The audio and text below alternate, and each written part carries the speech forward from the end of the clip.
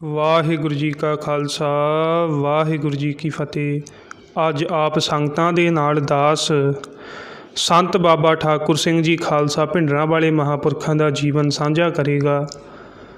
ਪਰਮ ਸਤਿਕਾਰਯੋਗ ਸੰਤ ਬਾਬਾ ਠਾਕੁਰ ਸਿੰਘ ਜੀ ਖਾਲਸਾ ਦਾ ਜਨਮ ਸੰਨ 1915 ਈਸਵੀ ਵਿੱਚ ਪਿੰਡ ਈਚੋਗਿੱਲ, ਤਹਿਸੀਲ ਕਹਸੂਰ, ਜ਼ਿਲ੍ਹਾ ਲਾਹੌਰ ਵਿਖੇ ਹੋਇਆ। ਸਤਿਕਾਰਯੋਗ ਪਿਤਾ ਸਰਦਾਰ ਬਹਾਦਰ ਸਿੰਘ ਜੀ ਅਤੇ ਮਾਤਾ ਪ੍ਰੇਮ ਕੌਰ ਜੀ ਸਨ। ਮਾਤਾ ਪਿਤਾ ਜੀ ਅੰਮ੍ਰਿਤਧਾਰੀ ਅਤੇ ਗੁਰਬਾਣੀ ਦੇ ਪੱਕੇ ਨਿਤਨੇਮੀ ਸਨ। ਬਾਬਾ ਜੀ ਦੇ 3 ਭਰਾ ਤੇ 2 ਭੈਣਾਂ ਹਨ। ਵੱਡਾ ਭਰਾ ਭਾਈ ਕਸ਼ਮੀਰ ਸਿੰਘ ਜੀ, ਦੂਜਾ ਭਾਈ ਰਤਨ ਸਿੰਘ ਜੀ, ਤੀਜੇ ਸ਼੍ਰੀਮਾਨ ਸੰਤ ਬਾਬਾ ਠਾਕੁਰ ਸਿੰਘ ਜੀ ਖਾਲਸਾ ਭਿੰਡਰਾਂਵਾਲੇ, ਚੌਥੇ ਭਾਈ ਵੀਰ ਸਿੰਘ ਜੀ ਹਨ। 2 ਭੈਣਾਂ ਸਵਰਨ ਕੌਰ ਤੇ ਰਾਮ ਕੌਰ ਹਨ। ਬਾਬਾ ਜੀ ਦੇ ਮਾਤਾ ਪਿਤਾ ਸੰਤੋਖ, ਨਿਮਰਤਾ, ਰਹਿਣੀ ਕਰਨੀ ਦੇ ਧਾਰਨੀ ਸਨ।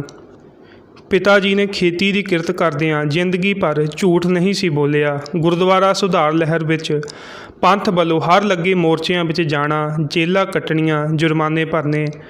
ਜਿਉਂ-ਜਿਉਂ ਬਾਬਾ ਜੀ ਦਾ ਸਰੀਰ ਵੱਡਾ ਹੁੰਦਾ ਗਿਆ, ਤਿਉਂ-ਤਿਉਂ ਪਿਤਾ ਪੁਰਖੀ ਖੇਤੀ ਦੀ ਕਿਰਤ ਵਿੱਚ ਬਾਬਾ ਜੀ ਆਪਣੇ ਪਿਤਾ ਜੀ ਤੇ ਭਰਾਵਾਂ ਨਾਲ ਖੇਤੀ ਕਰਾਉਣ ਲੱਗ ਪਏ। ਪਿਤਾ ਜੀ ਅੰਮ੍ਰਿਤ ਵੇਲੇ ਕਿਰਤ ਕਰਦਿਆਂ ਬੜੇ ਪ੍ਰੇਮ ਨਾਲ ਨਿਤਨੇਮ ਕਰਦੇ ਸਨ।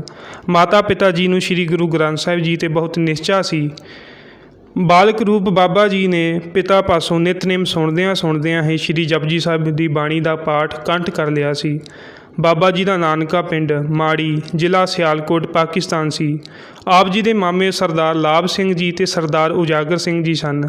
ਨਾਨਕਾ ਪਰਿਵਾਰ ਵੀ ਗੁਰਸਿੱਖੀ ਦੇ ਧਾਰਨੀ ਨਿਸ਼ਚੇ ਵਾਲਾ ਸੀ। ਫਿਰ ਬਾਬਾ ਜੀ ਵੀ ਆਪਣੇ ਪਿਤਾ ਜੀ ਦੇ ਨਾਲ ਖੇਤੀ ਦੀ ਕਿਰਤ ਵਿੱਚ ਲੱਗ ਗਏ। ਪ੍ਰੇਮ ਨਾਲ ਜਪਜੀ ਸਾਹਿਬ ਦੇ ਕਈ ਪਾਠ ਕਰ ਲੈਂਦੇ। ਇੱਕ ਦਿਨ ਪ੍ਰੇਮ ਵਿੱਚ ਆ ਕੇ ਪਿਤਾ ਜੀ ਪਾਸੋਂ ਪੁੱਛਿਆ, ਪਿਤਾ ਜੀ ਆਪ ਜੀ ਜਦੋਂ ਨਿਤਨੇਮ ਕਰਦੇ ਹੁੰਦੇ ਹੋ, ਬੜੇ ਪ੍ਰੇਮ ਅਤੇ ਬਰਾਗ ਵਿੱਚ ਆ ਜਾਂਦੇ ਹੋ, ਉਸ ਵੇਲੇ ਮਨ ਦੀ ਅਵਸਥਾ ਕੀ ਹੁੰਦੀ ਹੈ? ਪਿਤਾ ਜੀ ਨੇ ਉੱਤਰ ਦਿੱਤਾ, ਠਾਕਰ ਸਿੰਘ, ਨਿਤਨੇਮ ਕਰਦਿਆਂ ਕਈ ਵਾਰ ਗੁਰਬਾਣੀ ਦੀਆਂ ਝਲਕਾਂ ਪੈਂਦੀਆਂ ਹਨ, ਮਨ ਵਿੱਚ ਪ੍ਰਕਾਸ਼ ਹੋ ਜਾਂਦਾ ਹੈ। ਉਹ ਆਨੰਦ ਕਥਨ ਨਹੀਂ ਕੀਤਾ ਜਾ ਸਕਦਾ। ਐਸੀ ਮਨ ਦੀ ਅਵਸਥਾ ਹੋ ਜਾਂਦੀ ਹੈ, ਕਈ ਵਾਰ ਸੁੱਤਿਆਂ, ਕਈ ਵਾਰ ਜਾਗਦਿਆਂ। ਪ੍ਰੇਮ ਤੇ ਬਰਾਗ ਵਾਲੀ ਅਵਸਥਾ ਬਾਬਾ ਜੀ ਦੀ ਪਿਤਾ ਜੀ ਨਾਲ ਖੇਤੀ ਕਰਦਿਆਂ ਹੀ ਹੋ ਗਈ ਸੀ। ਪਰ ਫਿਰ ਵੀ ਜੋ ਅੰਦਰਲੀ ਖੋਹ ਦਾ ਘਾਟਾ ਸੀ, ਉਹ ਪੂਰਾ ਨਹੀਂ ਸੀ ਹੋ ਰਿਹਾ। ਭਾਵੇਂ ਮਾਤਾ ਪਿਤਾ ਨੇ ਆਪਣੇ ਪੁੱਤਰ ਨੂੰ ਉਦਾਸ ਅਤੇ ਉਪਰਾਮ ਰਹਿੰਦਿਆਂ ਵੇਖ ਕੇ ਪੁੱਤਰਾਂ ਦੇ ਵਿਆਹ ਬਾਰੇ ਸੋਚਣਾ, ਪਰ ਬਾਬਾ ਜੀ ਨੇ ਹਮੇਸ਼ਾ ਵਿਆਹ ਬਾਰੇ ਜਵਾਬ ਦੇ ਦੇਣਾ। ਇੱਕ ਪਿਤਾ ਜੀ ਦੇ ਪਰਮ ਗੁਰਸਿੱਖ ਮਿਲਾਪੀ, ਜਿਨ੍ਹਾਂ ਨਾਲ ਇਕੱਠਿਆਂ ਗੁਰਦੁਆਰਾ ਸੁਧਾਰ ਲਹਿਰ ਵਿੱਚ ਜੇਲੀ ਜਾਂਦੇ, ਜਥਿਆਂ ਵਿੱਚ ਜਾਂਦੇ, ਪਿੰਡ ਮੇਗਾ ਮਾੜੀ ਦੇ ਗਿਆਨੀ ਭਗਵਾਨ ਸਿੰਘ ਜੀ ਦੇ ਪਿਤਾ ਸਰਦਾਰ ਕਿਹਰ ਸਿੰਘ ਜੀ ਸਨ। ਉਹਨਾਂ ਨੂੰ ਪਿਤਾ ਜੀ ਨੇ ਜਾ ਕੇ ਆਪਣੇ ਬਰਾਗੀ ਤਿਆਗੀ ਪੁੱਤਰ ਦੀ ਹਾਲਤ ਬਿਆਨ ਕੀਤੀ। ਦੋਨਾਂ ਜਾਣਿਆਂ ਰਾਏ ਦਿੱਤੀ ਤੇ ਕਿਹਰ ਸਿੰਘ ਕਹਿਣ ਲੱਗਾ, ਬਹਾਦਰ ਸਿੰਘਾ, ਮਾਲਵੇ ਵਿੱਚ ਭਿੰਡਰ ਕਲਾਂ ਦਮਦਮੀ ਟਕਸਾਲ ਦੇ 12ਵੇਂ ਜਥੇਦਾਰ ਸੰਤ ਗਿਆਨੀ ਗੁਰਬਚਨ ਸਿੰਘ ਜੀ ਖਾਲਸਾ ਹਨ, ਮੇਰੇ ਮਿਲਾਪੀ ਹਨ। ਮੈਂ ਆਪ ਜੀ ਦੇ ਪੁੱਤਰ ਨੂੰ ਉਹਨਾਂ ਕੋਲ ਭਿੰਡਰਾਂ ਦਾ ਜੋੜ ਮੇਲਾ ਨੇੜੇ ਆ ਰਿਹਾ ਹੈ, ਲੈ ਚੱਲਾਂਗਾ। ਉੱਥੇ ਜਥੇ ਵਿੱਚ ਪੜ੍ਹਨਗੇ, ਸੇਵਾ ਕਰਨਗੇ। ਪਿਤਾ ਜੀ ਨੇ ਘਰ ਆ ਕੇ ਪੁੱਤਰ ਬਾਬਾ ਜੀ ਨੂੰ ਦੱਸਿਆ। ਮਾਨੋ ਚਾਹ ਚੜ੍ਹ ਗਿਆ ਬਾਬਾ ਜੀ ਨੂੰ। ਉਸ ਸਮੇਂ ਸਰਦਾਰ ਕਿਹਰ ਸਿੰਘ ਜੀ ਨਾਲ ਬਾਬਾ ਜੀ ਸਤੰਬਰ 1945 ਈਸਵੀ ਨੂੰ ਭਾਦਰੋਂ ਨੂੰ ਜੋੜ ਮੇਲੇ ਤੇ ਭਿੰਡਰ ਕਲਾਂ ਪੁੱਜ ਗਏ। ਜਿਉਂ ਹੀ ਸਰਦਾਰ ਕਿਹਰ ਸਿੰਘ ਜੀ ਨਾਲ ਬਾਬਾ ਜੀ ਨੇ ਬ੍ਰਹਮ ਗਿਆਨੀ ਸੰਤ ਬਾਬਾ ਗੁਰਬਚਨ ਸਿੰਘ ਜੀ ਖਾਲਸਾ ਭਿੰਡਰਾਂਵਾਲਿਆਂ ਦੇ ਦਰਸ਼ਨ ਕੀਤੇ, ਗੁਰ ਫਤਿਹ ਦੀ ਸਾਂਝ ਨਾਲ ਨਮਸਕਾਰ ਕੀਤੀ, ਬਸ ਫਿਰ ਕੀ ਸੀ, ਅੰਦਰਲੀ ਘਾਟ ਪੂਰੀ ਹੋ ਗਈ। ਮਹਾਂਪੁਰਖਾਂ ਨੇ ਸਰਦਾਰ ਕਿਹਰ ਸਿੰਘ ਜੀ ਨੂੰ ਪੁੱਛਿਆ ਕਿ ਇਹ ਨੌਜਵਾਨ ਗੁਰਸਿੱਖ ਤੇਰੇ ਨਾਲ ਆਇਆ ਹੈ? ਤਾਂ ਸਰਦਾਰ ਕਿਹਰ ਸਿੰਘ ਜੀ ਨੇ ਬਾਬਾ ਠਾਕੁਰ ਸਿੰਘ ਜੀ ਦਾ ਪਿਛੋਕੜ ਖੋਲ੍ਹ ਕੇ ਦੱਸਦਿਆਂ ਬੇਨਤੀ ਕੀਤੀ ਕਿ ਮਹਾਂਪੁਰਖੋ, ਇਸ ਨਿਤਨੇਮੀ ਬੈਰਾਗੀ ਗੁਰਸਿੱਖ ਨੂੰ ਜਥੇ ਵਿੱਚ ਭਰਤੀ ਕਰ ਲਓ, ਵਿੱਦਿਆ ਪੜ੍ਹੇਗਾ, ਸੇਵਾ ਕਰੇਗਾ। ਮਹਾਂਪੁਰਖਾਂ ਨੇ ਜਦੋਂ ਸੰਤ ਬਾਬਾ ਠਾਕੁਰ ਸਿੰਘ ਜੀ ਵੱਲ ਕਿਰਪਾ ਦ੍ਰਿਸ਼ਟੀ ਨਾਲ ਤੱਕਿਆ ਤਾਂ ਬਾਬਾ ਜੀ ਦੇ ਹੱਥ ਜੁੜੇ ਸਨ। ਮਹਾਂਪੁਰਖਾਂ ਪੁੱਛਿਆ, ਗੁਰਸਿੱਖ ਜੀ ਕਿਤਨੀ ਕੁ ਪੜ੍ਹਾਈ ਕੀਤੀ ਹੈ? ਬਾਬਾ ਜੀ ਬਹੁਤ ਨਿਮਰਤਾ ਨਾਲ ਬੋਲੇ, ਮਹਾਰਾਜ ਜੀ ਪਿਤਾ ਜੀ ਪਾਸੋਂ ਗੁਰਮੁਖੀ ਅੱਖਰ ਪੜ੍ਹੇ ਹਨ, ਸਿਰਫ ਨਿਤਨੇਮ ਹੀ ਕਰ ਸਕਦਾ ਹਾਂ। ਅੱਗੇ ਆਪ ਜੀ ਕਿਰਪਾ ਕਰੋ ਜੀ। ਪੂਰਬਲੇ ਸੰਜੋਗਾਂ ਦੇ ਮਿਲਾਪੀ ਦੀ ਪਹਿਲੀ ਆਵਾਜ਼ ਸੁਣ ਕੇ ਖੁਸ਼ ਹੋ ਕੇ ਭਿੰਡਰ ਕਲਾਂ ਗੁਰੂ ਦਰਬਾਰ ਦੇ ਜਥੇਦਾਰ ਭਾਈ ਕਪੂਰ ਸਿੰਘ ਜੀ ਸੁਧਾਰ ਵਾਲਿਆਂ ਨੂੰ ਬੁਲਾਇਆ।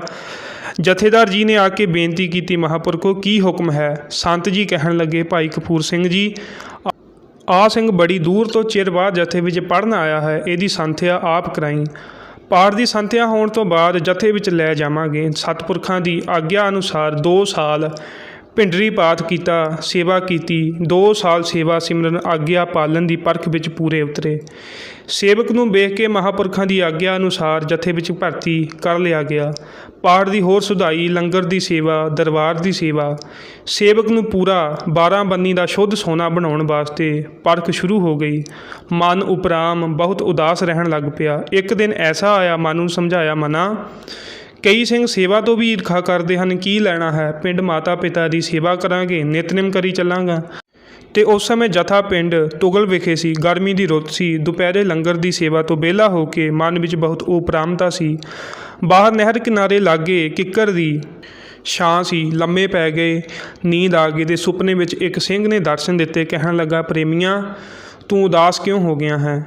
ਤੂੰ ਤਾਂ ਇਹਨਾਂ ਮਹਾਂਪੁਰਖਾਂ ਦੀ ਸੇਵਾ ਵਿੱਚ ਲੱਗਣਾ ਹੈ। ਜਦੋਂ ਜਾਗ ਆਈ ਤਾਂ ਮਨ ਵਿੱਚ ਅਸਚਰਜਤਾਈ ਹੋਈ ਕਿ ਇਹ ਕੌਣ ਸਿੰਘ ਹੋਵੇਗਾ ਜਿਸ ਨੇ ਸੁਪਨੇ ਵਿੱਚ ਦੱਸ ਦਿੱਤਾ ਹੈ।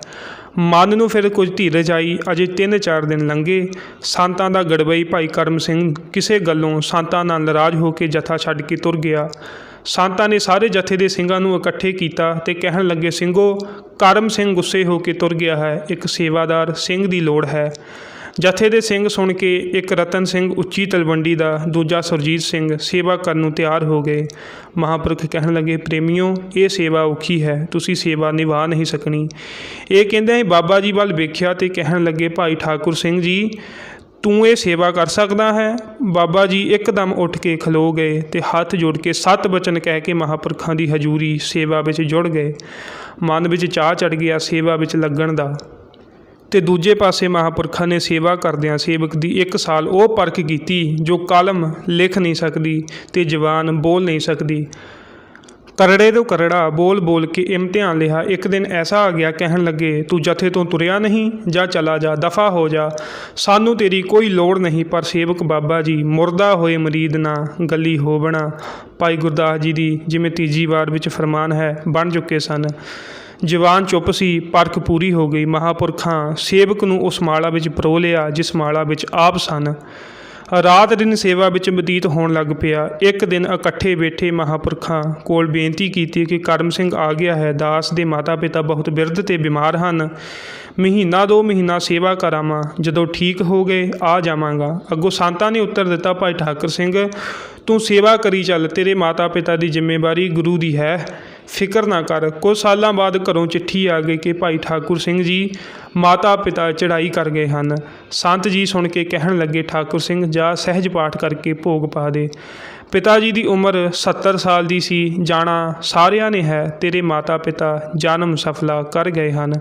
ਬਾਬਾ ਜੀ ਕਰ ਗਏ। ਸਹਿਜ ਪਾਠ ਆਰੰਭ ਹੋ ਗਿਆ। ਪਾਠ ਕਰਦਿਆਂ ਪਰਿਵਾਰ ਤੋਂ ਪਤਾ ਲੱਗਾ ਕਿ ਪਿਤਾ ਜੀ 2 ਦਿਨ ਤੋਂ ਬਹੁਤ ਬਿਮਾਰ ਸਨ। ਮਾਤਾ ਜੀ ਕੋਲ ਆ ਕੇ ਬਰਾਗ ਕਰਦਿਆਂ ਕਹਿਣ ਲੱਗੀ, ਠਾਕੁਰ ਸਿੰਘ ਦੇ ਪਿਤਾ ਜੀ, ਸਿਆਣਿਆਂ ਤੋਂ ਸੁਣਿਆ ਹੈ ਕਿ ਪਤਨੀ ਪਤੀ ਤੋਂ ਪਹਿਲਾਂ ਚੜ੍ਹਾਈ ਕਰੇ ਤਾਂ ਚੰਗਾ ਹੈ। ਮੈਂ ਤਾਂ ਹਮੇਸ਼ਾ ਇਹੋ ਅਰਦਾਸ ਕਰਦੀ ਹੁੰਦੀ ਸਾਂ, ਪਰ ਹੁਣ ਤਾਂ ਪ੍ਰਤੀਤ ਇਹ ਹੋ ਰਿਹਾ ਹੈ ਕਿ ਤੁਸੀਂ ਪਹਿਲਾਂ ਤਿਆਰੀ ਕਰ ਲਈ ਹੈ।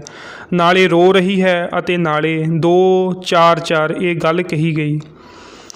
ਤਦੋਂ ਪਿਤਾ ਜੀ ਕੁਝ ਨਾਰਾਜ਼ ਹੋ ਕੇ ਸਿਆਣਿਆਂ ਵਾਂਗ ਕਹਿਣ ਲੱਗੇ, ਪ੍ਰੇਮ ਕੌਰ, ਉਦਾਸ ਨਾ ਹੋ। ਜੇ ਪਹਿਲਾਂ ਹੀ ਜਾਣਾ ਹੈ ਤਾਂ ਜਾ, ਪਹਿਲਾਂ ਹੀ ਤੁਰ ਜਾ। ਬਸ ਤੀਜੇ ਦਿਨ ਮਾਤਾ ਜੀ ਥੋੜ੍ਹੀ ਢਿੱਲੀ ਹੋਈ ਤੇ ਸਰੀਰ ਚੜ੍ਹਾਈ ਕਰ ਗਿਆ। ਪੂਰੇ 20 ਦਿਨ ਬਾਅਦ ਪਿਤਾ ਜੀ ਚੜ੍ਹਾਈ ਕਰ ਗਏ। ਬਾਬਾ ਜੀ ਨੇ ਮਾਤਾ ਪਿਤਾ ਦੀ ਯਾਦ ਵਿੱਚ ਸਹਿਜ ਪਾਠ ਕਰਕੇ ਭੋਗ ਪਾਇਆ, ਲੰਗਰ ਕੀਤਾ। ਸਾਰੇ ਪਰਿਵਾਰ ਨੂੰ ਗੁਰੂ ਫਤਿਹ ਬੁਲਾ ਵਾਪਸ ਜਥੇ ਦੇ ਵਿੱਚ ਮਹਾਂਪੁਰਖਾਂ ਦੇ ਪਾਸ ਆ ਗਏ। ਜਥੇ ਦੀ ਮਰਿਆਦਾ ਅਨੁਸਾਰ ਨਿਯਮਾਂ ਵਿੱਚ ਰਹਿ ਕੇ ਗੜਬਈ ਦੀ ਸੇਵਾ ਦੇ ਨਾਲ ਨਾਲ ਪੜ੍ਹਾਈ ਸ਼ੁਰੂ ਕੀਤੀ। ਅਖੰਡ ਪਾਠੀ ਬਣ ਕੇ ਛੋਟੇ ਅਰਥਾਂ ਵਾਲੇ ਗ੍ਰੰਥ ਪੜ੍ਹੇ, ਜਿਵੇਂ ਗੁਰਪ੍ਰਤਾਪ ਸੂਰਜ ਗ੍ਰੰਥ, ਪੰਥ ਪ੍ਰਕਾਸ਼, ਭਾਈ ਗੁਰਦਾਸ ਜੀ ਦੇ ਕਵਿਤ ਸਵਈਏ 12 ਆਦਿ ਗ੍ਰੰਥ ਪੜ੍ਹੇ ਤੇ 10ਵੇਂ ਗ੍ਰੰਥ ਦੀ ਕਥਾ ਸੁਣੀ। ਸੰਤ ਗਿਆਨੀ ਗੁਰਬਚਨ ਸਿੰਘ ਜੀ ਖਾਲਸਾ, ਸੰਤ ਗਿਆਨੀ ਕਰਤਾਰ ਸਿੰਘ ਜੀ ਖਾਲਸਾ, ਸੰਤ ਗਿਆਨੀ ਜਰਨੈਲ ਸਿੰਘ ਜੀ ਖਾਲਸਾ ਭਿੰਡਰਾਂ ਵਾਲੇ ਤਿੰਨਾਂ ਹੀ ਮਹਾਂਪੁਰਖਾਂ ਕੋਲ ਗੜਬਈ ਵਜੋਂ ਮਹਾਂਪੁਰਖਾਂ ਨੇ ਸੇਵਾ ਕੀਤੀ। ਹੋਰ ਅਨੇਕਾਂ ਜਥੇ ਦੀਆਂ ਜ਼ਿੰਮੇਵਾਰੀਆਂ ਦੀ ਸੇਵਾ 39 ਸਾਲ ਕੀਤੀ। ਸੰਤ ਬਾਬਾ ਠਾਕੁਰ ਸਿੰਘ ਜੀ ਨੇ ਟਕਸਾਲ ਦੇ ਤਿੰਨਾਂ ਮਹਾਂਪੁਰਖਾਂ ਦੀ ਸੇਵਾ ਸਭ ਸੇਵਾਦਾਰਾਂ ਨਾਲੋਂ ਲੰਬੀ ਅਤੇ ਇੱਕ ਰਸ ਨਿਰਇਛਤ ਹੋ ਕੇ ਕੀਤੀ। ਉਪਰੰਤ ਸੰਨ 1984 ਈਸਵੀ ਤੋਂ ਬਾਅਦ ਮਹਾਂਪੁਰਖਾਂ ਨੇ 2004 ਤੱਕ ਟਕਸਾਲ ਦੀ ਸੇਵਾ ਨਿਭਾਈ। ਆਪ ਜੀ ਦੀ ਸ਼੍ਰੀ ਅਕਾਲ ਤਖਤ ਸਾਹਿਬ ਦੀ ਸੰਪੂਰਨਤਾ ਦੀ ਸੇਵਾ ਸੁਨਹਿਰੀ ਅੱਖਰਾਂ ਵਿੱਚ ਲਿਖੀ ਜਾਵੇਗੀ। ਬਾਬਾ ਜੀ ਨੇ ਜਥੇ ਸਮੇਤ ਪੰਜਾਬ ਦੇ ਸਾਰੇ ਇਲਾਕਿਆਂ ਵਿੱਚ ਅਤੇ ਪੰਜਾਬੋਂ ਬਾਹਰ ਸਾਰੇ ਭਾਰਤ ਦੇ ਸ਼ਹਿਰਾਂ ਵਿੱਚ ਬੜਾ ਸਿੱਖੀ ਦਾ ਪ੍ਰਚਾਰ ਕੀਤਾ। ਹਰ ਥਾਂ ਥਾਂ ਜਾ ਕੇ ਅੰਮ੍ਰਿਤ ਸੰਚਾਰ ਕੀਤਾ। ਬਾਬਾ ਜੀ ਬਾਹਰਲੇ ਦੇਸ਼ਾਂ ਦੀਆਂ ਸੰਗਤਾਂ ਦੀ ਤੀਬਰ ਇੱਛਾ ਪੂਰੀ ਕਰਨ ਵਾਸਤੇ ਸਿੱਖੀ ਪ੍ਰਚਾਰ ਹਿੱਤ ਕੁਝ ਜਥੇ ਦੇ ਸਿੰਘਾਂ ਨੂੰ ਨਾਲ ਲੈ ਕੇ ਸੰਨ 1997 ਈਸਵੀ ਵਿੱਚ ਅਮਰੀਕਾ, ਕੈਨੇਡਾ, ਇੰਗਲੈਂਡ ਤਿੰਨਾਂ ਦੇਸ਼ਾਂ ਵਿੱਚ ਗਏ। ਉਹਨਾਂ ਦੇਸ਼ਾਂ ਵਿੱਚ ਸਿੱਖੀ ਪ੍ਰਚਾਰ ਦੀ ਇੱਕ ਨਵੀਂ ਲਹਿਰ ਪੈਦਾ ਕੀਤੀ। ਬਾਬਾ ਜੀ ਨੂੰ ਸੰਗਤਾਂ ਹਰ ਸ਼ਹਿਰ ਵਿੱਚ ਲਿਜਾਣ ਵਾਸਤੇ ਇੰਨੀ ਮੰਗ ਕਰ ਰਹੀਆਂ ਸਨ ਕਿ ਪ੍ਰਬੰਧਕ ਪ੍ਰੇਮੀਆਂ ਨੂੰ ਕਈ ਵਾਰ ਪ੍ਰੋਗਰਾਮ ਦੇ ਕੇ ਕਠਿਨਾਈ ਮਹਿਸੂਸ ਹੁੰਦੀ। ਇੰਗਲੈਂਡ ਵਿੱਚ ਬਾਬਾ ਜੀ ਜਦੋਂ ਜਥੇ ਸਮੇਤ ਗਏ ਤਾਂ ਹੀਥਰੋ ਏਅਰਪੋਰਟ 'ਤੇ ਸੈਂਕੜਿਆਂ ਦੀ ਗਿਣਤੀ ਵਿੱਚ ਪ੍ਰੇਮੀ ਪਹਿਲਾਂ ਪਹੁੰਚੇ ਹੋਏ ਸਨ। ਇੱਕ ਜਲੂਸ ਦੇ ਰੂਪ ਵਿੱਚ ਬਾਬਾ ਜੀ ਨੂੰ ਜਥੇ ਸਮੇਤ ਉਤਾਰੇ ਵਾਲੀ ਥਾਂ 'ਤੇ ਲੈ ਕੇ ਗਏ। ਅੱਗੇ ਹਜ਼ਾਰਾਂ ਦੀ ਗਿਣਤੀ ਵਿੱਚ ਫੁੱਲਾਂ ਦੀ ਵਰਖਾ ਕਰਕੇ ਸਤਿਕਾਰ ਕੀਤਾ। ਬਾਬਾ ਜੀ 27 ਦਿਨ ਰਹੇ। ਜੋ ਸ਼ਹਿਰਾਂ ਦੇ ਗੁਰੂ ਦਰਬਾਰਾਂ ਵਿੱਚ ਸਤਿਕਾਰ ਹੋਇਆ ਉਹ ਲਿਖਿਆ ਨਹੀਂ ਜਾ ਸਕਦਾ। ਹਜ਼ਾਰਾਂ ਦੀ ਗਿਣਤੀ ਵਿੱਚ ਹਰ ਥਾਂ ਸੰਗਤਾਂ ਜੁੜਦੀਆਂ। ਜਦੋਂ ਬਾਬਾ ਜੀ ਨੇ ਵਾਪਸ ਜਨਵਰੀ 1998 ਈਸਵੀ 'ਚ ਤਿਆਰੀ ਕੀਤੀ ਤਾਂ ਹੀਥਰੋ ਏਅਰਪੋਰਟ 'ਤੇ ਸੰਗਤਾਂ ਦਾ ਹੜ੍ਹ ਹੀ ਆ ਗਿਆ ਸੀ। ਦਿਲ ਦੀਆਂ ਗਹਿਰਾਈਆਂ ਤੋਂ ਬਰਾਗ ਰਾਹੀਂ ਵਿਦਾ ਕੀਤਾ। ਦੂਜਾ ਦੌਰਾ ਬਾਬਾ ਜੀ ਦਾ ਸਿੰਗਾਪੁਰ, ਮਲੇਸ਼ੀਆ, ਹਾਂਗਕਾਂਗ ਦੇਸ਼ਾਂ ਦਾ ਸੀ, ਜਿੱਥੇ ਬਾਬਾ ਜੀ ਨੇ ਸਿੱਖੀ ਪ੍ਰਚਾਰ ਤੇ ਅੰਮ੍ਰਿਤ ਸੰਚਾਰ ਕੀਤਾ। ਤੀਜੇ ਦੌਰੇ ਦੌਰਾਨ ਬਾਬਾ ਜੀ ਆਸਟ੍ਰੇਲੀਆ ਦੇ ਗੁਰੂ ਘਰ ਵਿੱਚ ਸਿੱਖੀ ਪ੍ਰਚਾਰ ਕਰਕੇ ਵਾਪਸ ਆਏ ਹਨ। ਸੋ ਇਤਨੀਆਂ ਬੇਨਤੀਆਂ ਪ੍ਰਵਾਨ ਜੀ। ਵੀਡੀਓ ਨੂੰ ਸ਼ੇਅਰ ਜ਼ਰੂਰ ਕਰਨਾ ਜੀ। ਵਾਹਿਗੁਰੂ ਜੀ ਕਾ ਖਾਲਸਾ, ਵਾਹਿਗੁਰੂ ਜੀ ਕੀ ਫਤਿਹ।